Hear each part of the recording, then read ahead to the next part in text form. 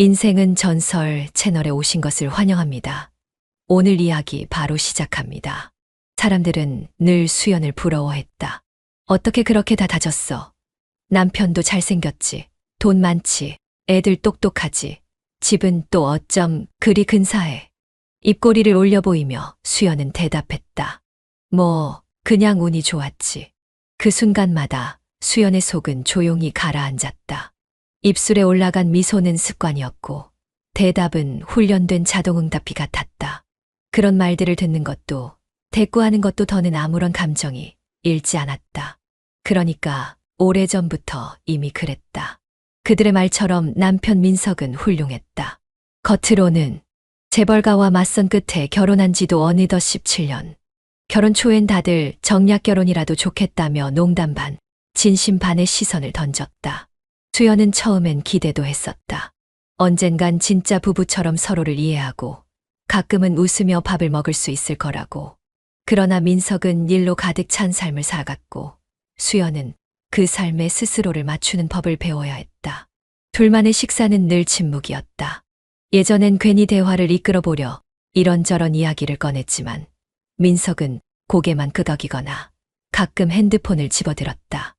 어느 순간부터 수연도 아무 말 하지 않게 됐다. 눈 마주치는 일도 점점 줄어들었다. 말이 사라지자 마음도 멀어졌다. 하루의 색이 있었다면 수연의 하루는 무채색이었다. 정확히 말하자면 회색에 가까웠다. 희망도 절망도 없이 감정의 중심이 텅 빈 그런 색. 부엌에서 밥을 짓고 마룻바닥을 닦고 아이의 일정을 확인하며 보내는 하루하루가 마치 타인의 삶처럼 느껴졌다. 숨 쉬듯 살아가는 그 반복 속에서 수연은 가끔 스스로가 사라진 것 같았다. 그러다 문득 친구 미정에게서 연락이 왔다. 우리 이번 주 토요일에 점심 어때? 애들도 학교 가고 남편들도 일할 테니 오랜만에 우리끼리. 거절할 이유가 없었다. 아니, 오히려 이런 핑계라도 있었기에 숨이 트일 것 같았다. 수연은 식탁에 앉아 혼잣말처럼 대답했다. 그래, 나도 좀 나가야지. 토요일 아침 옷장을 열고 한참을 서 있었다. 예전엔 모임마다 뭘 입을까 고민하며 시간을 보냈는데 요즘엔 그런 열정도 사라진 지 오래였다. 옅은 핑크색 원피스를 꺼내 입었다. 그렇게 여성스럽고 화사한 색은 오래간만이었다. 화장대 앞에 앉아 립스틱을 고르다 말고 거울을 들여다봤다. 눈가에 주름이 생겼고 턱선이 부드러워졌다. 하지만 그 속엔 여전히 그때의 수연이 있었다. 차를 타고 나가는 길, 창밖으로 스치는 봄 햇살이 따뜻했다. 창문을 살짝 열자 머리카락이 바람에 흔들렸다. 오래간만에 느껴보는 바깥 공기였다. 사람들의 말소리, 거리의 소음조차 낯설고 낭만적으로 들렸다. 수연은 천천히 숨을 들이마셨다. 뭔가 다시 살아나는 기분이었다. 카페에 먼저 도착해 자리에 앉았다. 곧이어 미정과 나영이 도착했다. 세 사람은 서로를 끌어안으며 웃었다. 수연아, 너 얼굴이 왜 이렇게 좋아 보여? 나 요즘 밥을 잘 챙겨 먹어서 그런가? 실은 어제 처음으로 혼자 와인을 마셨다. 창문을 열고 바람을 느끼며 작은 잔에 와인을 따르고 오래된 음악을 틀었다. 그 작은 행위가 수연에게는 큰 용기였다. 근데 수연아, 너 요즘은 어때? 미정이 물었다. 수연은 잠시 뜸을 들였다. 늘 해오던 대답이 목구멍까지 올라왔다. 괜찮아, 잘 지내. 하지만 오늘은 말하고 싶었다. 그냥 사는 거지 뭐. 감정 없이, 의미 없이. 나도 나한테 물어보게 돼. 너 지금 왜 이렇게 살고 있니? 하고. 순간 테이블 위 공기가 조용히 식었다. 하지만 두 친구는 아무 말 없이 수연의 손을 잡아줬다. 따뜻하고 묵직한 손길이었다. 넌 그런 거 말할 줄도 모르는 사람인 줄 알았어. 그래도 이렇게 말해줘서 고마워. 우리가 있잖아. 수연은 눈을 감았다가 떴다. 눈앞에 햇살이 조금 더 따뜻하게 느껴졌다. 무너지고 있는 일상 속에도 그 속을 비집고 들어오는 무언가가 있었다. 숨, 감정, 혹은 새로운 시작. 그날 집으로 돌아오는 길, 수연은 처음으로 민석의 부재를 느끼지 않았다. 아니, 느껴도 괜찮았다. 앞으로가 더 무서울 줄 알았는데 뜻밖에도 가벼웠다. 이제 그녀의 하루가 무너지는 것이 아니라 다시 시작될 준비를 하고 있는 걸지도 모른다고. 수연은 그렇게 생각했다. 우리 2차 갈까? 미정이 제안하자 나영이 신나게 손을 들었다. 좋지. 오늘 수연이 표정 좀 봐. 살아났어. 계속 가자. 수연은 피식 웃으며 고개를 끄덕였다. 평소 같으면 집에 가야 할 시간이었다. 하지만 오늘은 조금 다르고 싶었다. 조금 더 바람을 맞고, 조금 더 웃고, 조금 더 살아있고 싶었다. 도착한 곳은 의외의 공간이었다. 외관은 단정했고, 간판도 은근했다. 그런데 안으로 들어서는 순간 공기가 바뀌었다. 조명이 은은했고, 음악은 낮은 리듬으로 공간을 감쌌다. 그리고 무엇보다 잘생긴 남자들이 다가오고 있었다. 수연은 순간 걸음을 멈췄다. 여기 뭐 하는 곳이야? 미정이 귀에 대고 속삭였다. 그냥 기분 전환용이야. 부담 갖지 마. 앉아서 술만 마셔도 돼. 마치 쇼핑몰의 안내 직원처럼 단정한 옷차림, 하지만 눈빛은 무척이나 자신감 넘치는 젊은 남자들이 하나둘씩 테이블에 앉기 시작했다. 그들 중 한 명이 수연 쪽으로 다가왔다. 자연스럽게 아주 부드러운 미소를 지으며 그는 테이블 맞은편에 앉았다. 검은 셔츠에 단정한 머리, 눈빛은 깊었고 입가에 얇게 걸린 웃음은 어느 톤으로 말해도 다 설득력을 가질 것만 같았다. 안녕하세요. 오늘 처음 뵙네요. 목소리는 중저음이었다. 부드럽지만 귀에 확 들어왔다. 수연은 당황한 얼굴을 감추려 물잔을 집었다. 손이 살짝 떨렸다. 웃지 않으려 애썼지만 눈가가 스르르 풀려버렸다. 오랜만이었다. 누군가를 보고 심장이 이렇게 요동친 건. 혹시 술 어떤 거 좋아하세요? 그가 묻자 수연은 천천히 대답했다. 와인 레드요. 와인 좋죠. 저도 좋아합니다. 특히 이 공간에서는 레드가 잘 어울려요. 분위기 때문일까요? 그는 시선을 떼지 않았다. 수연은 얼굴에 열이 오르는 걸 느꼈다. 친구들이 바로 옆에 있었지만 지금 이 테이블 위는 그 남자와 자신밖에 없는 것 같았다. 눈빛, 말투, 손짓 하나까지 어딘가 익숙하고 어딘가 끌리는 느낌. 제가 좀 늦었나요? 그가 물었다. 수연은 고개를 저었다. 아니요, 괜찮아요. 다행이네요. 늦게 와도 반겨주셔서.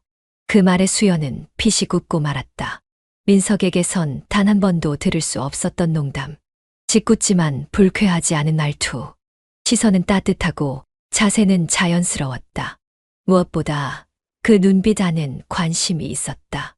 진심이든 아니든 간에 이 순간만큼은 자신에게 집중하는 눈빛이었다. 수연은 자기도 모르게 머리카락을 귀 뒤로 넘겼다. 아주 오랜만에 하는 몸짓이었다. 그도 눈치챘는지 미소를 살짝 넓혔다. 머리 내린 게 잘 어울리시네요. 그 한마디에 심장이 툭 하고 내려앉았다. 감사해요. 짧은 대답이지만 목소리에 떨림이 묻어났다. 감추려 했지만 표정이 먼저 무너지고 있었다. 민석과의 침묵 속에서 잊고 지냈던 표정들.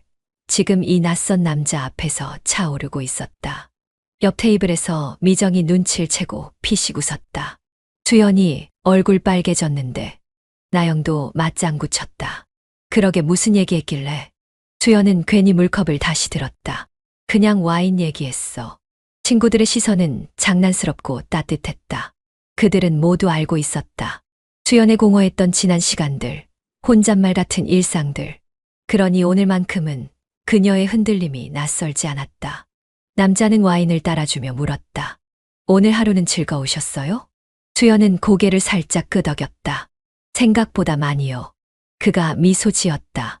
그럼 오늘은 좋은 날로 기억되겠네요. 누구 덕인지는 모르겠지만요. 수연도 웃었다. 그러게요. 누굴까요? 와인이 한 잔, 두 잔 늘어날수록 수연의 마음도 느슨해졌다. 이 공간이 위험하다는 걸 몰랐던 건 아니었다. 하지만 그 위험이 너무 오랜만에 느끼는 두근거림이라 도망치기엔 아까웠다.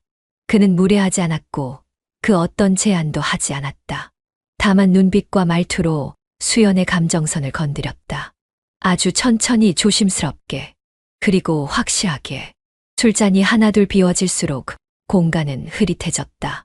조명은 부드러웠고 음악은 귓가에 감기듯 흘렀다.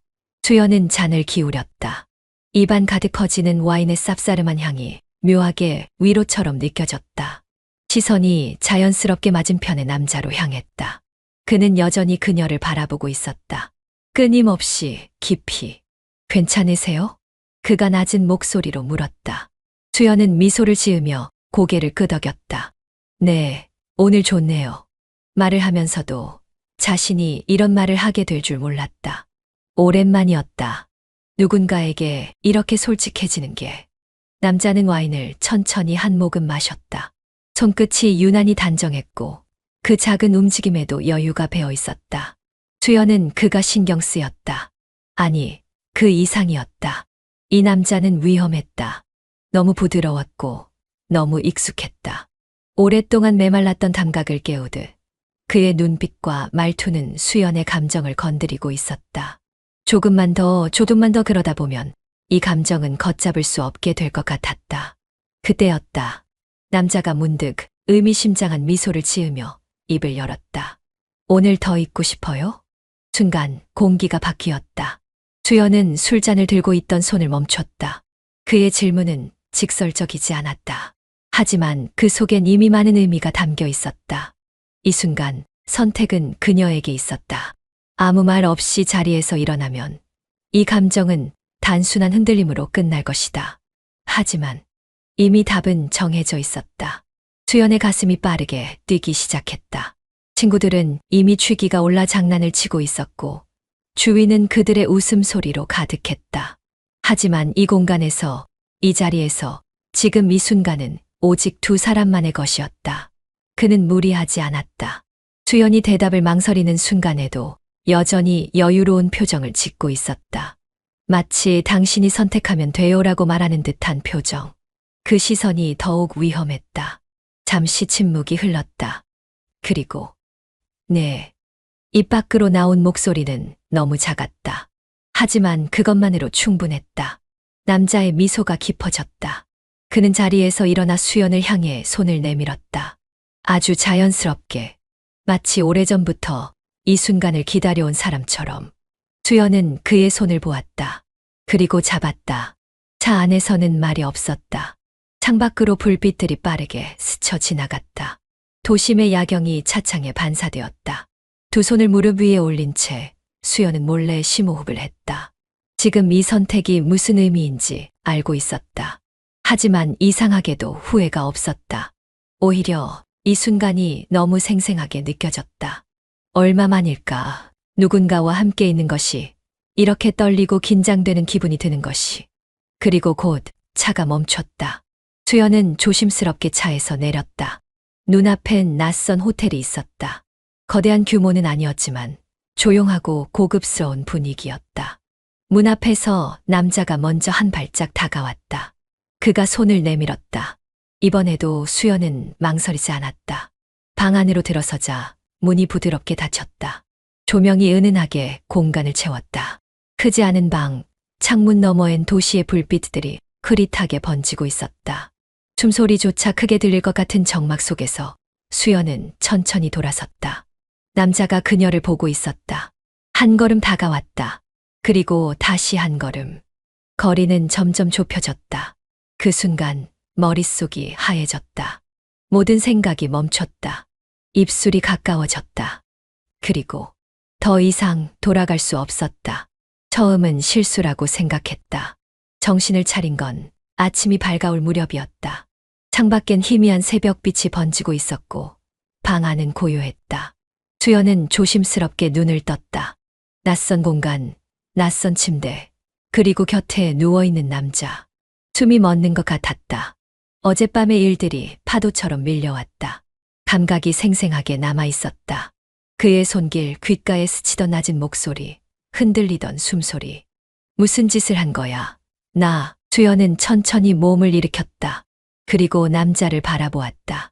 그는 여전히 곤히 자고 있었다. 편안한 얼굴이었다. 그녀와 함께한 이 밤이 전혀 무겁지 않다는 듯. 그게 더 이상했다. 조금이라도 죄책감을 느낀다면, 조금이라도 흔들렸다면 오히려 마음이 가벼웠을지도 모른다. 하지만 그는 너무나 자연스러웠고 그것이 오히려 수연을 혼란스럽게 만들었다. 이건 실수였다. 한 번의 실수. 조용히 자리에서 일어나 옷을 챙겨 입었다. 문을 열고 나가기 직전 한 번 더 침대 쪽을 돌아보았다. 남자는 여전히 자고 있었다. 수연은 가볍게 숨을 들이쉬고 문을 열었다. 그리고 그 방을 빠져나왔다. 하지만 그렇게 끝났어야 했는데 그를 또 보고 싶었다. 아무 일도 없었던 것처럼 하루를 보냈다. 익숙한 집, 익숙한 부엌, 익숙한 공허함 속에서. 하지만 가슴 한편이 계속 저릿했다. 마치 그를 다시 만나지 않으면 숨이 막힐 것 같았다. 머릿속에서는 계속 경고음을 울렸다. 이러면 안 돼. 이미 한 번 실수했어. 더는. 하지만 몸은 정직했다. 어느새 다시 그 술집 앞에 서 있었다. 문을 열고 들어갔다. 낮보다 어두운 조명, 은은한 음악, 그리고 여전히 같은 분위기. 눈이 자동으로 그를 찾았다. 그리고 그 순간 그가 있었다. 그 역시 그녀를 보았다. 그리고 아무렇지도 않게 미소 지었다. 그 미소 하나에 수연은 모든 이성을 놓아버렸다. 자리에 앉자 그가 다가왔다. 자연스럽게 아무렇지 않게. 또 오셨네요. 그의 목소리는 부드러웠다. 마치 그녀가 다시 올 걸 알고 있었다는 듯. 수연은 조용히 고개를 끄덕였다. 네, 그냥 와보고 싶었어요. 그는 미소를 지으며 의자에 앉았다. 오늘도 와인으로 할까요? 그의 말에 수연은 작은 숨을 삼켰다. 오늘도. 이건 그저 가벼운 인사였을지도 모른다. 하지만 그 한마디가 어쩐지 다음도 있다는 의미처럼 들렸다. 그가 와인을 따르며 물었다. 혼자 오셨네요. 네. 좋아요. 그의 눈빛이 깊어졌다. 그 순간 수연은 깨달았다. 이 남자는 처음부터 알고 있었다. 자신이 다시 올 걸, 자신이 혼자일 걸, 자신이 이곳에서 그를 찾을 걸, 그리고 자신이 다시 이 감정에 휘말릴 걸 기대했어요. 그가 낮게 속삭였다. 순간 심장이 요동쳤다. 손끝이 가늘게 떨렸다. 술 때문이 아니었다. 그를 보고 싶었던 감정, 아니, 그를 다시 느끼고 싶었던 감정이 너무도 선명해졌다. 수연은 숨을 들이쉬었다. 이건 실수가 아니었다. 이미 걷잡을 수 없게 되어버렸다. 자주 보려면 공간이 있어야죠. 그가 웃으며 말하던 그날 밤, 수연은 잠을 이룰 수 없었다. 침대에 누워 천장을 바라보며 생각했다. 그의 말은 단순한 요청 같지 않았다. 마치 배려처럼 들렸다. 그와 수연, 둘만의 시간을 위한 장소. 아무도 모르는, 아무도 간섭하지 않는 공간. 수연은 민석과의 집에서 단 한순간도 온전히 자기 자신으로 존재한 적이 없었다. 늘 의식하고 조심하고 조용히 살아야 했다. 하지만 그와 있을 때만큼은 감정이 살아 움직였고 심장이 제멋대로 뛰었다. 처음에는 단순한 감정의 일탈이라 여겼다. 하지만 시간이 갈수록 그 남자는 수연의 일상 속으로 깊숙이 들어왔다. 보고 싶어요. 오늘 얼굴만 잠깐이라도 봐요. 수연 씨 생각이 계속 나요. 그는 늘 달콤하게 속삭였고 수연은 그 속삭임에 무너졌다. 어느 날엔 이렇게 말했다. 솔직히 전 수연 씨가 이젠 편해요. 그런데 만날 수 있는 시간이 너무 짧아요. 누군가 볼까 걱정도 되고. 그 말 한마디에 수연은 스스로 결심했다. 공간을 만들자. 둘만의 공간을. 며칠 뒤 수연은 강남의 한 신축 아파트를 보러 갔다. 주차장부터 로비, 복도, 심지어 엘리베이터까지 모든 것이 고요하고 세련되었다. 경비도 철저했고 외부인의 시선도 차단되기 좋았다. 이 정도면 되겠네. 한 달도 채 지나지 않아 수연은 그 아파트의 계약을 마쳤다. 영희는 자신의 이름으로. 그와 만난 지 오래되지 않았다는 사실이 머릿속을 스쳤지만 스스로를 합리화했다. 내 이름으로 했잖아. 그냥 공간을 제공하는 거야. 그뿐이야. 하지만 마음 한편에선 알고 있었다. 이건 단순한 공간 제공이 아니었다. 수연은 그 남자에게 자신의 마음을 더 깊이 내어주고 있었다. 이삿날 남자는 웃으며 말했다. 여기 진짜 좋네요. 호텔 같아요. 수연 씨 센스는 진짜. 그는 손가락으로 천장을 가리키며 장난스럽게 웃었다. 이 침대에서 우린 아마 많은 추억을 만들겠죠. 수연은 웃음을 참으며 고개를 돌렸다. 그의 말투는 가볍지만 이상하게도 믿음이 생겼다. 자신을 위해 기뻐하는 듯한 눈빛, 관심 가득한 말투, 그리고 무심한 듯 다정한 손길.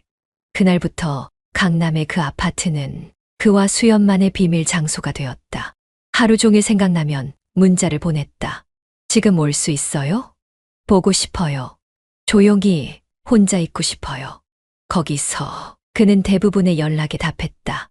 30분만 기다려요. 지금 가는 중이에요. 수연 씨 얼굴 보면 기분이 좋아질 것 같아요. 그리고 정말 올 때마다 수연을 환하게 만들어 주었다. 아무 말 없이도 눈빛 하나면, 손끝에 닿는 체온 하나면 그는 그녀의 공허한 하루를 채워주는 유일한 사람이 되었다. 하지만 수연은 바보가 아니었다. 마음 한켠에서는 늘 질문이 들려왔다. 정말 날 좋아하는 걸까? 아니면 이 장소와 지금의 편안함이 필요한 걸까? 내가 아파트 명의도 다 적었으니 얽히는 부담은 없고 편하게 들락날 수 있으니까. 그런 의심을 하면서도 수연은 그를 원했다. 그가 오는 발소리를 기다렸다. 어쩌면 자신이 더 많이 원하고 있는 건지도 모른다는 걸. 이젠 부정할 수 없었다. 밤이 되면 수연은 그곳에 혼자 앉아 와인을 따랐다. 그가 오지 않는 날도 많아졌지만 그녀는 기다렸다. 바보처럼, 아니, 사랑하는 사람처럼. 그가 열쇠로 문을 열고 들어오는 순간 세상은 다시 살아났다. 그가 웃고 안아주는 그 몇 분의 온기가 수연에겐 삶의 전부가 되어버렸다. 거울 앞에 앉아 화장을 고치던 수연은 문득 그가 웃는 얼굴을 떠올렸다. 하지만 그 옆에 다른 여자가 있다면? 그 여자가 그의 눈빛을 받고 그 미소를 독차지한다면? 심장이 찌릿했다. 상상일 뿐인데 숨이 가빠졌다.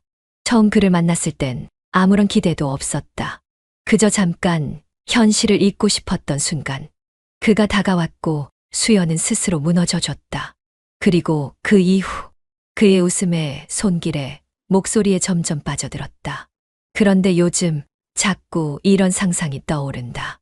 그가 수연이 주지 않은 셔츠를 입고 나타났을 때, 그가 휴대폰을 확인하며 미묘한 미소를 지을 때, 심지어 수연이 모르는 시간 동안 그의 일상은 어떤 모습일지, 그가 다른 여자와 웃고 있다면, 그 손을 잡아주고 있다면, 그 입술이 누군가의 귀에 속삭이고 있다면, 그냥 생각만으로도 참을 수 없었다. 그를 붙잡고 싶었다. 더 단단하게, 더 깊게, 더 강하게. 그래서 수연은 하나씩 뭔가를 내주기 시작했다. 요즘 좀 피곤해 보이네요. 어디 갈 때 차 있으면 편할 텐데. 이거요. 그냥 지나가다 생각나서 샀어요. 당신이 하면 잘 어울릴 것 같아서. 지금 입고 있는 옷도 예쁜데 이 셔츠는 당신 느낌에 더 가깝지 않아요? 그는 처음엔 손사래를 쳤다. 아니에요. 너무 비싸 보여요. 저 그런 거 못 받아요. 하지만 수연은 그의 손에 억지로라도 물건을 쥐어주었다. 그의 미소, 그 눈빛이 돌아오면 그걸로 충분했다. 차 한 대, 시계 한 개, 셔츠 몇 벌. 카드값이 늘어났지만 신경 쓰지 않았다. 그가 나를 잊지 않을 수 있다면. 그는 종종 말했다. 수연 씨는 참 따뜻한 사람이에요. 이렇게까지 해주는 사람 처음이에요. 사실 당신 같은 여자를 만나서 감사해요. 그 말들이 수연을 마비시켰다. 사랑이라는 단어는 없었지만 감사와 인정, 그리고 의존. 그게 그녀에겐 전부였다. 하루는 그가 늦게 연락을 했다. 저녁 7시를 넘겨도 답장이 없었다. 문자도 전화도 조금 불안했지만 참았다. 그런데 밤 10시쯤 그의 SNS에서 좋아요 목록을 보다가 낯선 여자의 아이디를 발견했다. 클릭해보니 그 여자는 강남 한 레스토랑에서 찍은 사진에 오늘 오빠랑 너무 행복했던 시간 이라는 문장을 남겨두고 있었다. 오빠. 순간 심장이 덜컥 내려앉았다. 수연은 핸드폰을 내려놓고 가만히 벽을 바라봤다. 온몸에 힘이 빠졌고 속이 메스꺼웠다. 그녀는 웃지도 울지도 못했다. 그럴 리 없어. 설마 그럴 리가. 하지만 의심은 불씨처럼 커져갔다. 그가 늦게 온 날, 바빴다고 했던 이유들, 가끔 뿌옇게 흐려졌던 눈빛. 수연은 다음 날 그를 불렀다. 그는 언제나처럼 태연하게 아파트에 들어섰다. 보고 싶었어요. 미소와 함께 다가오는 그를 보며 수연은 참았던 감정을 꾹 눌렀다. 나 당신에게 너무 많은 걸 주고 있는 건 아닐까. 가끔 그런 생각이 들어요. 수연이 조용히 말했다. 그는 잠시 멈칫하더니 웃으며 말했다. 저한테요? 아니에요. 전 그냥 수연 씨가 곁에 있는 것만으로도 좋아요. 그 대답에 수연은 아무 말도 하지 못했다. 그 말이 진심일지 아니면 자신이 듣고 싶어 하는 걸 알아서 해주는 건지.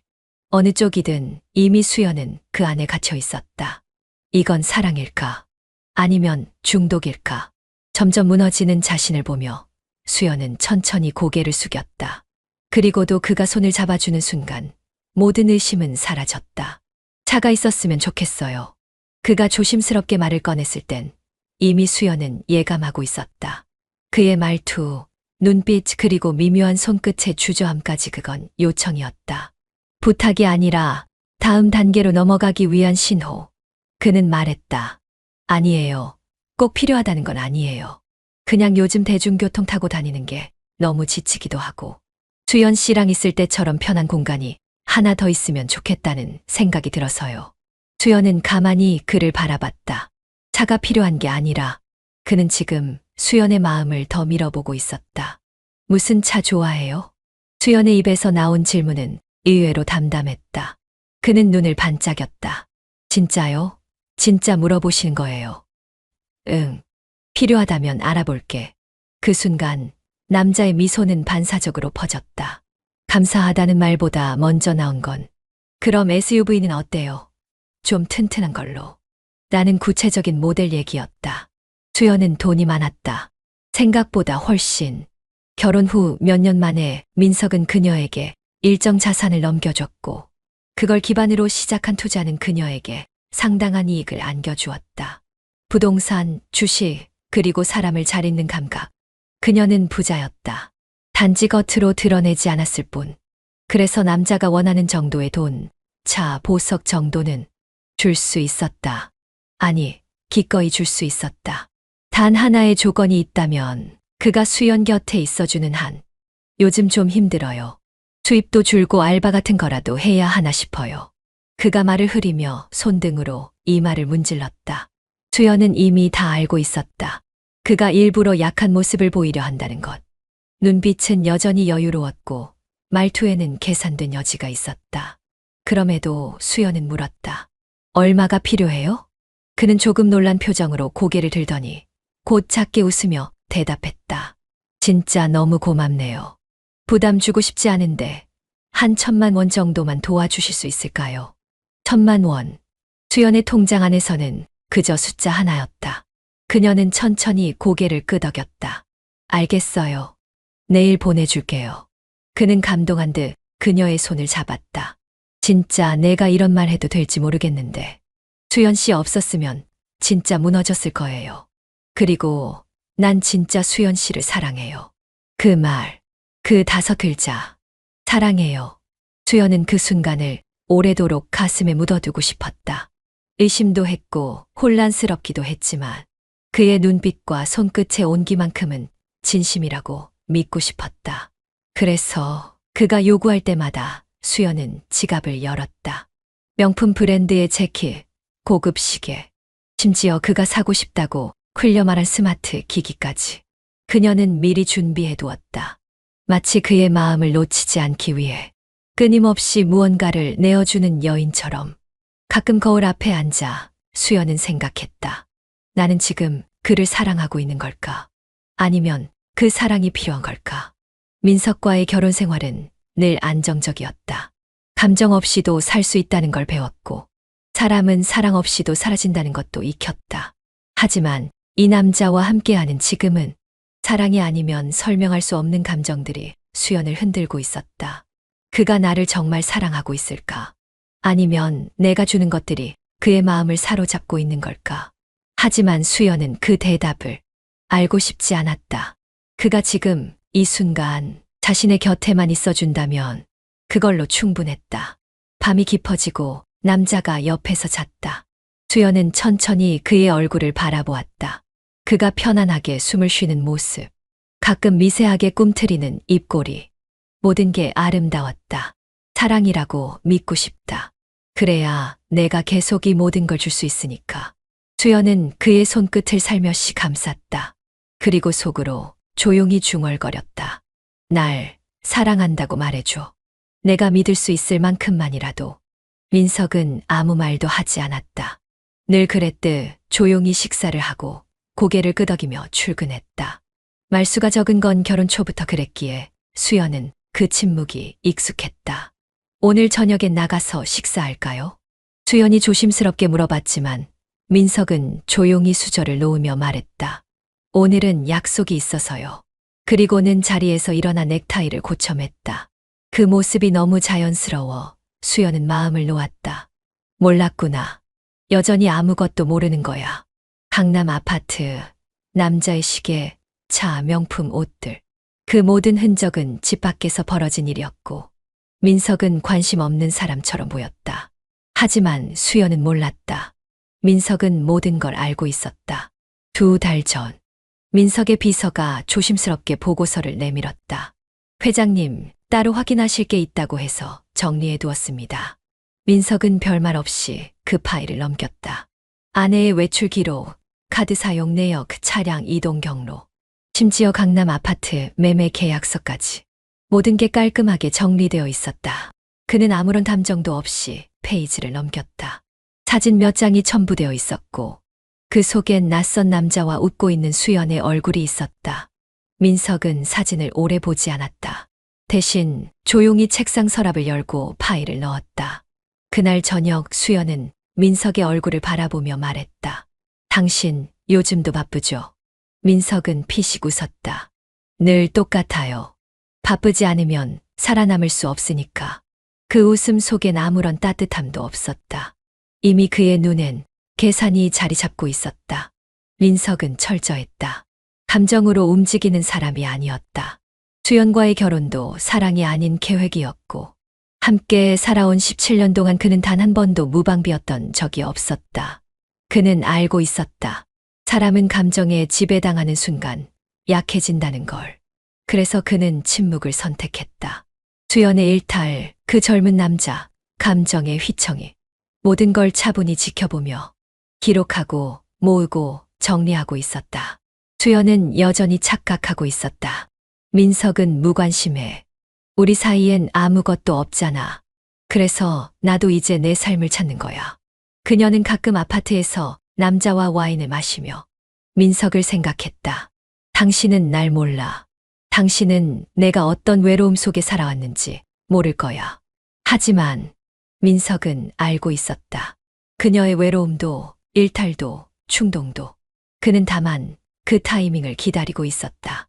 아내가 어디까지 무너지는지, 어디까지 줄 수 있는지, 그리고 어디까지 잃게 되는지를.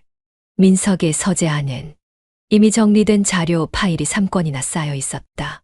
강남 아파트 계약서, 차명의 변경 서류, 현금 인출 기록, 사진, 녹음, 문자 캡, 그리고 수연의 표정까지 담긴 영상. 그는 모든 것을 알고 그러나 아무것도 말하지 않았다. 왜냐하면 말할 이유가 없기 때문이었다. 그는 결정을 내리고 있었다. 이 결혼을 어떻게 마무리할지, 그리고 어떤 방식으로 가장 이득을 볼 수 있을지를. 당신, 오늘 늦어요?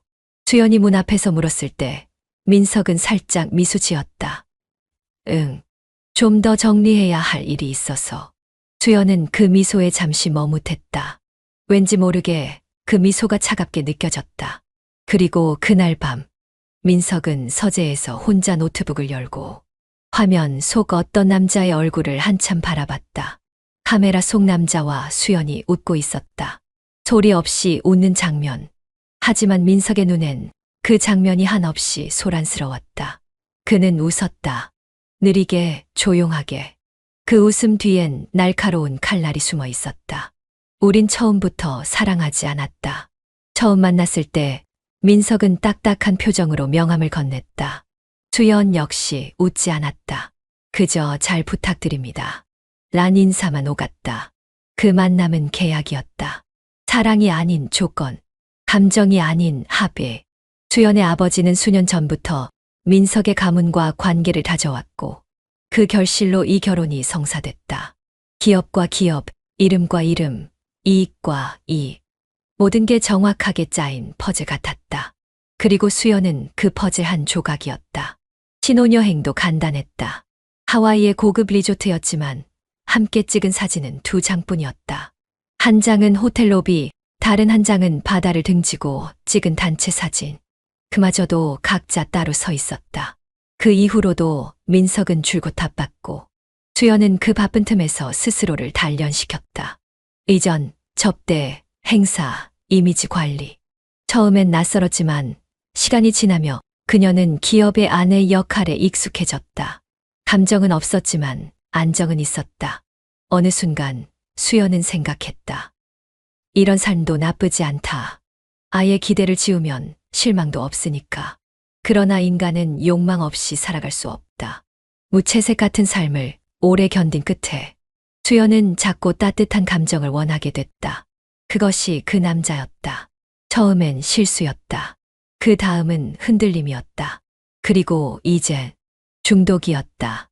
감정의 균열은 작은 틈으로 시작됐지만 그 틈은 점점 넓어졌다. 이젠 그녀가 서 있는 땅이 무너질 듯 흔들리고 있었다.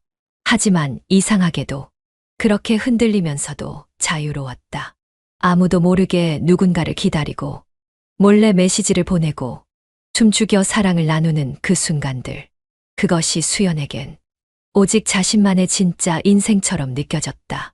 민석과의 결혼은 아버지가 만들어준 수연이라는 껍데기를 살게 했지만 그 남자와의 만남은 수연이라는 감정의 실체를 되찾게 해준 것 같았다. 그래서 그녀는 선택했다. 정해진 삶이 아닌 느끼는 삶을. 하지만 이제 그 자유가 덫이 되어 돌아오고 있었다. 민석은 침묵했고 그 침묵은 점점 무게를 늘려갔다. 수연은 그가 뭔가를 알고 있다는 확신을 피하려 했지만 그의 눈빛은 예전과 달랐다. 말이 없었지만 그 침묵 속엔 결론이 숨어 있었다. 하루는 민석의 방에서 서류 뭉치를 정리하다 우연히 재산 분할 관련 약정서를 보게 되었다. 날짜는 최근, 변호사 사무실 명함도 함께 끼워져 있었다. 순간 손끝이 싸늘해졌다. 서류를 다시 원래대로 넣고 방을 나왔지만 그 문을 닫는 순간부터 심장은 제멋대로 뛰기 시작했다. 이게 나한테 어떤 의미지? 민석은 지금 무슨 계산을 하고 있는 걸까? 그리고 문득 떠오른 생각. 이건 결혼의 끝이 아니라 계약의 청산이다. 사랑이 없었기에 시작할 때도 차가웠고 사랑이 없었기에 끝날 때는 더 차가울 것이다. 그가 보낸 침묵의 신호는 단 하나. 나는 준비 중이다. 그리고 수연 역시 알아버렸다. 나도 이제 끝을 준비해야 한다. 늦은 밤 아파트에 혼자 앉아있던 수연은 와인을 따르며 생각했다. 이 모든 걸 사랑이라고 부를 수 있을까? 그 남자, 그와 함께한 나날들, 그 웃음과 체온, 속삭임, 그리고 그가 손을 내밀 때마다 열었던 지갑과 마음. 사랑이었다고 말하고 싶다. 하지만 어쩌면 그건 도피였는지도 모른다. 정략 결혼이 만들어준 외로운 틈. 그 빈 공간을 채우기 위한 몸부림. 그 자유를 위해 선택했던 사랑. 그 자유가 이제 날카로운 올가미가 되어 그녀의 발목을 조여오고 있었다. 비 오는 오후였다. 회색빛 하늘 아래 사람들의 우산이 좁은 인도 위를 바삐 오갔다.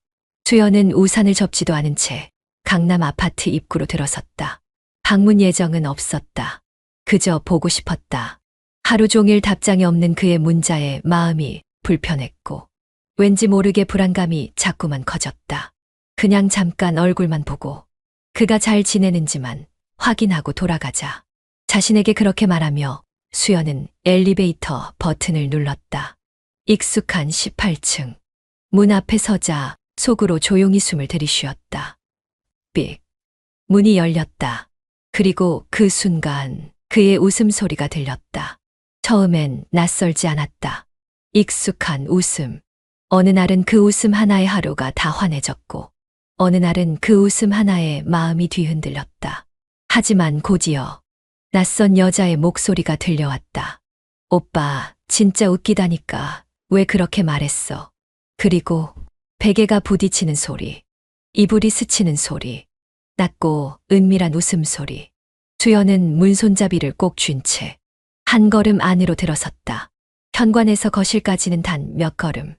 익숙한 공간. 수연이 꾸몄던 소파. 그가 앉아 와인을 마시던 테이블. 그리고 방문이 반쯤 열린 채 그 안에서 흘러나오는 그들의 숨소리. 숨을 들이쉬었다. 향이 달랐다. 그녀가 놓고 간 디퓨저가 아니라 진한 향수 냄새. 수연이 쓰지 않는 향이었다. 발끝이 떨렸다. 하지만 그는 몰랐다. 그 누구도 수연이 이곳에 있는 걸 눈치채지 못했다. 한 걸음 더 다가갔다. 그리고 문틈 사이로 그를 보았다. 그는 침대 위에 있었다. 상반신이 드러난 채 긴 머리의 여자를 품에 안고 웃고 있었다. 그 손끝, 그 입술, 그 시선 모두 낯설고 차가웠다. 그는 말했다. 아무한테도 말하지 마. 여긴 우리만 아는 곳이야. 그 말에 여자가 웃으며 고개를 끄덕였다. 당연하죠, 오빠. 걱정 마요. 수연은 그 순간 모든 게 무너졌다. 이곳은 우리만의 공간이 아니었다. 그에게는 단지 편한 장소였을 뿐. 수연은 가만히 서서 그 장면을 몇 초간 바라봤다. 소리도 없었다. 심장 소리조차 멈춘 듯 조용했다. 그리고 천천히 문을 살짝 닫았다. 손끝에 힘을 주지 않았다. 문은 조용히 그러나 단단하게 닫혔다. 돌아서며 그녀는 스스로에게 말하지 않았다. 왜 그랬을까? 왜 날 속였을까? 내가 뭘 잘못했을까? 그 어떤 질문도 하지 않았다. 그저 걸어 나왔다. 조용히 아무 흔적도 남기지 않고 엘리베이터 버튼을 누르며 손이 가늘게 떨렸지만 눈물은 나지 않았다. 차가운 거울 속 자신의 얼굴을 본 수연은 잠시 멈춰섰다. 그녀의 얼굴은 생각보다 단단했고 놀랍도록 차가웠다. 엘리베이터 문이 열리는 동안 수연은 천천히 눈을 감았다. 그래, 여기가 끝이다. 여기서 나는 다시 나로 돌아가야 한다. 그는 몰랐다. 그 문을 닫은 건 단지 공간이 아니라 감정이었다. 그날 이후 수연은 아무 말도 하지 않았다. 항의도 울음도 따짐도 없었다. 그 흔한 왜 그랬어 한마디조차 하지 않았다. 대신 조용히 정리했다. 한치의 흔들림 없이 정확하게 계산된 방식으로. 다음 날 아침 그녀는 변호사 사무실로 전화를 걸었다. 강남 아파트 바로 매물로 내놓아 주세요. 가능한 한 빠르게요. 냉정하고 담담한 목소리였다. 마치 자신과 아무 상관없는 물건을 처리하는 것처럼. 이틀 뒤 부동산에서 매수자가 결정됐다는 연락이 왔고 수연은 단숨에 도장을 찍었다. 그 아파트는 더 이상 존재하지 않았다.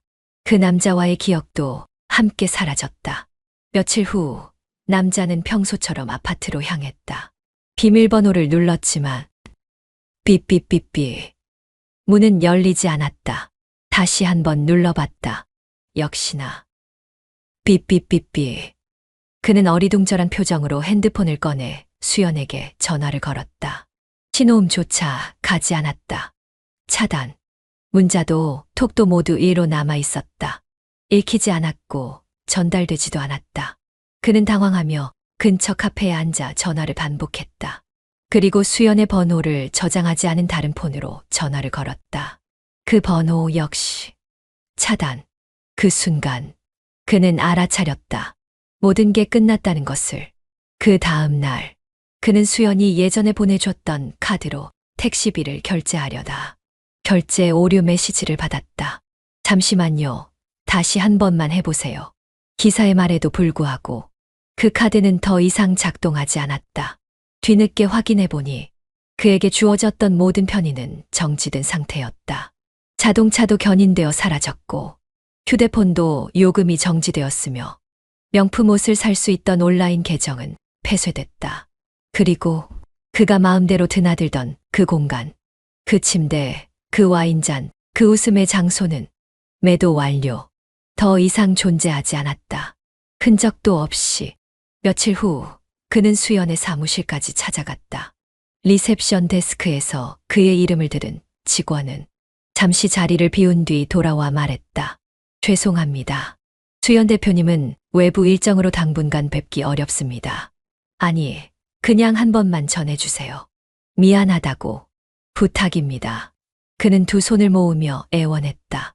목소리는 한없이 낮고 떨렸다. 죄송합니다. 개인적인 메시지는 전달해드릴 수 없습니다. 딱딱한 응답이었다. 그리고 곧이어 건장한 보안 직원이 조용히 그의 옆에 섰다. 그는 그 자리에서 더 말하지 못하고 돌아섰다. 눈앞이 흐릿해졌다. 이 모든 게 이렇게 조용히 끝날 수 있다는 게 믿기지 않았다. 반면 수연은 그 모든 과정을 조용히 지켜봤다. 그가 전화를 걸고 문자와 톡을 보내고 사무실까지 찾아온다는 걸 알고 있었지만 단 한 번도 흔들리지 않았다. 그는 울고 애원하고 말하려 들었지만 수연은 단 한 글자도 허락하지 않았다. 왜냐하면 이건 복수였기 때문이다. 폭발하지 않았고 불을 지르지도 않았다. 그녀는 조용히 그러나 정확하게 그를 잘라냈다. 며칠 후 민석의 비서가 수연에게 메일 하나를 전달했다. 요청하신 자료 정리해드렸습니다. 그 안에는 정리된 남자의 정보가 담겨 있었다. 직업, 통화 내역, 과거 연애 전력, SNS 상의 흔적, 그리고 수연 외에 자주 연락하던 여성 리스트까지. 수연은 파일을 한 장 한 장 넘기다가 웃음을 지었다. 기막혀서가 아니라 이젠 아무 감정이 없다는 사실이 놀라워서 그의 사진을 마지막으로 바라보다 그녀는 마우스를 움직여 창을 닫았다. 그리고 삭제. 그날 밤 수연은 와인을 따랐다. 언제나처럼 조용한 거실. 하지만 분위기는 달랐다. 음악이 흐르고 있었고 창문 너머 바람은 시원했다. 그녀는 조용히 잔을 들어 올렸다. 안녕. 입술 사이로 작은 인사가 흘러나왔다. 그는 듣지 못했지만 그건 분명히 이별이었다. 복수의 끝이었고 자유의 시작이었다. 비가 오고 있었다. 유리창에 맺힌 물방울이 조용히 흘러내리고 거실 안은 그보다 더 조용했다. 수연은 고요한 집 안에 발을 들이면서도 이 공간이 낯설게 느껴졌다. 민석이 앉아 있었다. 서재가 아닌 거실 소파. 정면을 바라보는 눈빛엔 오래전부터 준비된 무언가가 담겨 있었다. 꽈어. 그의 목소리는 평소보다 더 낮고 단단했다. 수연은 입술을 꾹 다물고 고개만 끄덕였다. 가방을 놓을 생각도 자리에 앉을 생각도 들지 않았다. 그는 조용히 손을 뻗어 테이블 위에 한 권의 얇은 서류철을 올려놨다. 겉표지엔 아무 글자도 없었다. 하지만 수연은 그 안에 무엇이 있는지 직감적으로 알고 있었다. 민석은 시선을 떼지 않은 채 말했다. 이혼. 짧은 단어가 공기를 가르며 울렸다. 너도 원했던 거잖아? 수연은 아무 대답도 하지 못했다. 숨이 목에 걸린 듯 그 한마디조차 내뱉을 수 없었다. 민석은 천천히 손을 들어 서류를 펼쳤다. 페이지가 넘겨질 때마다 묵직한 침묵이 방 안을 채웠다. 강남 아파트, 차량 명의, 계좌, 이체 내역, 사생활 동선, 그리고 사진. 남자와 함께 웃는 모습, 와인을 들고 건배하는 장면, 가끔 어깨에 손을 올린 채 걸어가는 뒷모습. 그 사진들 위로 수연의 이름이 쓰여 있었다. 깔끔한 폰트, 정확한 정렬. 마치 법정에 제출하기 위해 준비된 자료 보고서처럼. 그만큼 준비했으면 날 사랑했을 수도 있었겠다. 수연은 애써 웃으며 말했다. 하지만 목소리는 공허했고 손끝이 차가웠다. 민석은 아무 말도 하지 않았다. 그저 조용히 그녀를 바라보다가 말을 이었다. 감정은 계약서에 없었어. 너도 알잖아. 그의 말은 사실이었다. 수연은 알고 있었다. 처음부터 이 결혼은 조건이었다. 민석은 사랑을 주지 않았고 수연도 기대하지 않았다. 하지만 이상하게도 지금 이 순간 그 말이 가슴 깊이 박혀 들어왔다. 여기엔 내가 지킬 수 없었던 약속들이 있고 내가 더 이상 참고 싶지 않은 것들이 있어. 민석은 마지막 장을 넘기고 펜을 꺼냈다. 테이블에 얹힌 이혼 서류 위로 손을 내밀며 말했다. 날카로운 방법도 있었지만 난 그냥 깔끔하게 끝내고 싶었어. 이게 너한테 마지막 배려야. 수연은 가만히 그 서류를 바라보았다. 펜이 손에 쥐어지지 않았다. 이름 석자를 쓰는 그 순간 모든 것이 끝난다는 걸 알았기 때문이다. 하지만 이미 알고 있었다. 끝은 피할 수 없다는 걸. 내가 미안했어. 수연이 조용히 말했다. 그 말은 오래 맺혀있던 고백 같았다. 민석은 잠시 멈칫했지만 고개를 돌리지 않았다. 그는 그저 알고 있었어. 라고 짧게 말했다. 수연은 펜을 들어 차분하게 이름을 써내려갔다. 수연이라는 두 글자가 낯설게 느껴질 만큼 오래된 자신을 떠나보내는 느낌이었다. 그리고 사인을 마친 서류를 조용히 민석 쪽으로 밀어줬다. 그 순간 모든 소리가 멈춘 듯 고요해졌다. 민석은 서류를 정리하며 말했다. 변호사는 내 쪽에서 정리할 거야. 너한텐 변호사비 포함해서 위자료 정산해서 전달하겠어. 내가 줬던 강남 아파트는 이미 매도한 걸로 확인했으니까 그건 계산해서 제외할게. 그의 말투는 여전히 정확하고 감정 없었다. 그러나 수연은 더는 아프지 않았다. 오히려 그렇게 말해줘서 고마웠다. 집을 나서며 수연은 잠시 현관 앞에서 멈췄다. 이 문을 닫는 순간 17년의 시간이 뒤로 밀려날 것이었다. 그녀는 돌아보지 않았다. 그저 조용히 문을 열고 천천히 걸어 나갔다. 빗소리는 여전히 창밖에서 울렸고 우산도 없이 맞는 빗방울이 왠지 모르게 시원하게 느껴졌다. 그녀의 복수는 끝났다. 민석의 계산도 끝이 났다. 이제 모든 것이 다시 처음부터 계산되기 시작했다. 창밖엔 밤이 내려앉고 있었다. 네온사인 대신 침묵이 켜졌고 도시의 불빛은 건조하게 깜빡였다. 수연은 고요한 거실에 앉아 있었다. 어떤 소리도 없었다. 그 남자의 웃음소리도 민석의 타자 소리도 누군가를 기다리는 두근거림도 모두 사라진 밤. 그 남자도 그 사랑도 남편도 집도 모두 사라졌다. 그리고 남은 것은 자신뿐.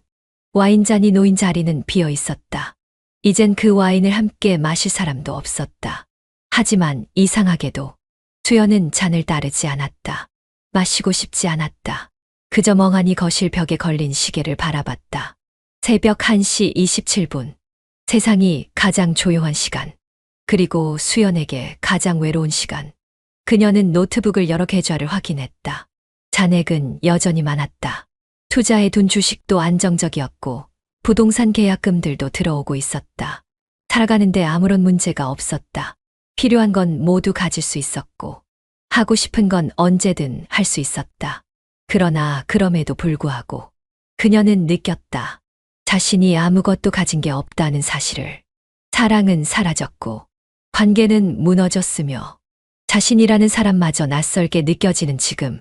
그 돈은 단지 숫자에 불과했다. 수연은 조용히 거울 앞에 섰다. 조명도 켜지 않은 채 창밖의 불빛에 비친 자신의 얼굴을 들여다봤다. 피부는 여전히 곱고 눈가는 정리되어 있었다. 입술선도 단정했고 옷도 단정했다. 하지만 눈빛만은 어딘가 낯설었다. 예전엔 그 속에 작은 불씨가 있었다. 기대든 설렘이든 분노든 무언가 뜨겁게 살아 있었다. 하지만 지금의 눈빛은 무표정하고 조용했다. 아무 말도 아무 표정도 없는 낯선 여자 하나가 거울 안에 서 있었다. 이게 나야? 수연은 중얼이듯 말했다. 다른 사람 같았다. 겉은 여전히 수연이었지만 속은 무언가 텅 비어 있었다. 감정을 쏟을 사랑도 없었고 화낼 대상도 울 대상도 없었다. 오직 혼자 폰을 켜보았다. 연락은 없었다. 민석은 예정대로 변호사를 통해 이혼 정산서를 보냈고 그 남자는 그 후로 단 한 번도 다시 연락하지 않았다. 예상했지만 막상 그 현실이 닿자 그녀의 심장은 잠시 식어버렸다. 그렇게 쉽게 사라지는구나. 그렇게 아무렇지 않게 끝나는구나. 새벽 3시. 수연은 커튼을 걷고 창문을 열었다. 차가운 공기가 방 안으로 스며들었다. 도시의 냄새, 고독한 건물들, 누군가의 불 꺼진 방들, 새벽을 지나는 택시 소리. 그 모든 것들이 자신과 닮아 있었다. 이제 어떻게 살지? 어떤 얼굴로 살아야 할까? 수연은 생각했다. 처음엔 무너졌다고 생각했다. 하지만 지금 와서 보니 이건 시작이기도 했다. 무너졌기에 다시 쌓을 수 있었고 모든 걸 잃었기에 오히려 가벼워졌다. 사랑도, 배신도, 결혼도 이제는 모두 지나간 시간. 남은 것은 자신의 시간뿐이었다. 침대에 누워 불을 끄기 전 수연은 천천히 눈을 감았다. 그리고 조용히, 아주 조용히 중얼거렸다. 이젠 나만을 위해 살 거야. 그건 다짐도 아니고 선언도 아니었다. 그저 현실이었다. 그리고 그 현실이 처음으로 자유롭게 느껴지는 밤이었다. 며칠 만에 다시 마주한 민석은 변한 게 하나도 없어 보였다. 변호사를 대동하지도 않았고 긴장한 기색도 없었다. 그저 익숙한 정장 차림, 조용한 눈빛, 그리고 어디선가 익히 봐온 웃음. 그 웃음이 오늘따라 너무 또렷하게 보였다. 수연은 민석이 부른 고급 레스토랑의 프라이빗 룸으로 들어섰다. 늦은 점심시간, 이미 테이블 위엔 세팅이 끝나 있었다. 자주색 천 위에 놓인 금빛 커틀러리. 딱 민석다운 초대 방식이었다. 오랜만이야. 그가 먼저 말을 건넸다. 수연은 말없이 고개만 끄덕였다. 민석은 잔에 물을 따르며 말했다. 오늘은 변호사도 없고 서류도 없고 그냥 너랑 얘기하고 싶어서. 수연은 물었다. 왜 이제 와서? 그는 조용히 고개를 돌려 그녀를 바라봤다. 그리고는 천천히 아주 조용히 입을 열었다. 나는 처음부터 이 순간을 준비했어. 그 말에 수연은 순간 눈을 깜빡였다. 그의 말은 지나친 자만처럼 들리지 않았다. 오히려 예정된 결론을 말해주는 사람의 담담함이었다. 우린 감정이 없었지. 처음부터 서로에게 기대하지 않았고 사랑한다고 말한 적도 없었어. 그 대신 우린 조건을 택했고 그 조건 안에서 나는 내 자리를 만들었지. 그는 미소 지었다. 하지만 그 미소는 전혀 따뜻하지 않았다. 차가운 승자의 여유였다. 넌 틈을 택했지. 감정이라는 위험한 경로를 선택했고 난 기다렸어. 언제 무너질지, 얼마나 흔들릴지. 그때가 오면 모든 걸 되돌릴 수 없게 만들겠다고. 수연은 입을 열지 않았다. 민석의 말 한마디 한마디가 기억을 거슬러 들어왔다. 그가 아무 말 없이 지나쳤던 날들. 침묵 속에서만 존재했던 눈빛. 무심해 보였던 무표정. 그 모든 것들이 사실은 계산이었다는 걸 지금에서야 알 수 있었다. 결혼이란 건 사랑이 아니라 이익이란 걸. 너도 알고 있었잖아. 민석은 잔을 들어 한 모금 마셨다. 그리고는 마지막처럼 말했다. 그러니까 이번 게임의 승자는 나야. 수연은 조용히 고개를 숙였다. 맞서고 싶지 않았다. 아니, 맞설 감정도 남지 않았다. 그의 말은 모든 걸 정리해 주었다. 이 결혼은 사랑의 실패가 아닌 계산의 결과였다. 그리고 그 계산에서 민석은 단 한 번도 흐트러지지 않았다. 식사는 거의 손대지 않은 채 끝났다. 민석은 계산을 마치고 자리에서 일어났다. 수연은 조용히 따라 나섰다. 현관 앞, 엘리베이터 앞에서. 그는 마지막으로 수연을 바라보며 말했다. 이제 내 감정으로 사는 삶을 살아봐.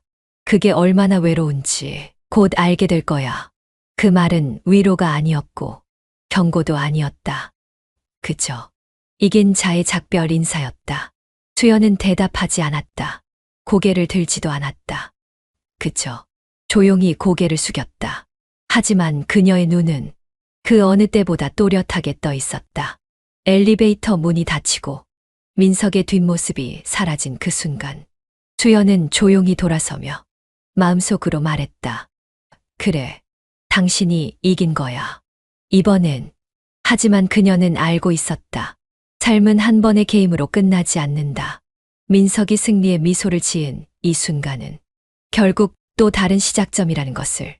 그리고 언젠가 자신도 감정이 아닌 이성으로 누군가 앞에서 웃을 날이 올지도 모른다고. 지금은 고개를 숙였지만 그건 끝이 아니라 다음을 준비하는 숙여짐일 뿐이었다. 나를 진심으로 사랑한 사람은 아무도 없었다. 민석은 처음부터 나를 필요로 했을 뿐이었다. 그에게 나는 감정이 아닌 조건, 따뜻함이 아닌 수치였다. 그 남자는 더 말할 것도 없다. 그는 사랑한다고 말했지만 결국 그 말은 지갑을 향한 속삭임이었다. 아니, 어쩌면 내가 사랑한 사람도 없었다. 민석과의 결혼은 계산이었고 그 남자와의 관계는 일탈이었다. 둘 중 누구도 내 마음을 진짜로 두드리진 못했다. 내가 사랑한 건 어쩌면 사랑 그 자체였는지도 모른다. 누군가와 웃고 기대고 설렐 수 있는 그 환상. 하지만 현실은 환상을 지우기에 너무 정확했고 그 결과는 늘 공허했다. 처음부터 공허했던 관계, 끝도 허무할 수밖에 없었다. 그럼에도 불구하고 나는 아직 살아 있었다. 지금 이 순간 조용한 방 안에서 숨 쉬고 있는 나 자신을 느끼며 나는 생각했다. 이제는 나를 위해 살아야겠다. 사랑이든 외로움이든 그 모든 걸 나라는 사람 안에서 흘려보내며 살아야겠다. 그리고 그 다짐대로 수연은 다시 일상을 정돈하기 시작했다. 시간은 생각보다 빠르게 흘렀다. 서류 정리는 끝났고 법적으로도 민석과의 모든 끈은 정리됐다. 아침이면 요가 수업을 듣고 점심엔 혼자 식당에 앉아 책을 읽었다. 처음엔 어색했던 혼자만의 시간도 점점 익숙해졌다. 수연은 자신을 돌보는 법을 배워가고 있었다. 잊혀졌던 자신의 얼굴, 목소리, 리듬을 다시 익혀가는 중이었다. 하지만 그날 밤 모든 것이 다시 흔들렸다. 비 오는 금요일 밤, 수연은 우연히 옛 친구와 만나 늦은 저녁을 함께했다. 근처에 조용한 주점 하나 생겼다던데. 한 잔 어때? 그렇게 발길이 닿은 곳은 조용하고 아늑한 분위기의 작은 술집이었다. 은은한 조명, 부드러운 재즈, 그리고 적당히 흐트러진 공기. 수연은 코트를 벗고 자리에 앉았다. 그리고 그 순간 시선이 어느 한 사람에게 멈췄다. 그는 밭 쪽에 앉아 있었다. 단정한 셔츠 차림, 긴 손가락으로 잔을 돌리며 무심한 듯 음악을 따라 고개를 끄덕이는 모습. 멀리서도 느껴졌다. 그 사람만이 가진 묘한 고요함과 깊이. 수연은 한동안 시선을 떼지 못했다. 그도 눈을 들어 수연을 보았고 가볍게 고개를 끄덕이며 웃었다. 낯선 미소. 하지만 어쩐지 따뜻했다. 순간 수연의 심장이 한 번 크게 뛰었다. 그날 밤 수연은 친구보다 먼저 자리를 떠났다. 주점 밖으로 나오며 비 오는 거리를 걸었다. 우산도 없이 손에 잔열이 남은 잔을 들고 그 사람에게 말을 걸지도 않았고 이름을 묻지도 않았다. 하지만 수연은 알고 있었다. 오늘 밤 아주 오랜만에 마음이 흔들렸다는 걸. 다음 날 아침 수연은 그 주점의 이름을 검색했다. 연남동 103. 매주 금요일엔 재즈 피아노가 있는 조용한 테이블 바. 그녀는 다시 핸드폰을 내려놓고 생각했다. 오늘 밤 혹시 또 그가 올까? 그 사람을 찾는다는 건 사랑을 다시 시작한다는 뜻은 아니었다. 다만 그 기억이 너무 따뜻했고 그 눈빛이 너무 살아있었다. 그렇게 수연은 다시 발길을 옮기기 시작했다. 사랑이라는 단어를 믿지 않아도 다시 사람을 향해 걷는 마음이 어쩌면 가장 솔직한 감정이 아닐까. 나는 모든 걸 잃었다. 하지만 감정을 다시 느끼고 싶다는 마음까지는 잃지 않았다. 그 밤이, 그 미소가 내 안의 마지막 불씨를 건드렸다. 그리고 나는 그 불씨를 따라 걷고 있다. 끝나지 않는 밤 속에서 또 한 번 나를 찾아 나서는 중이다.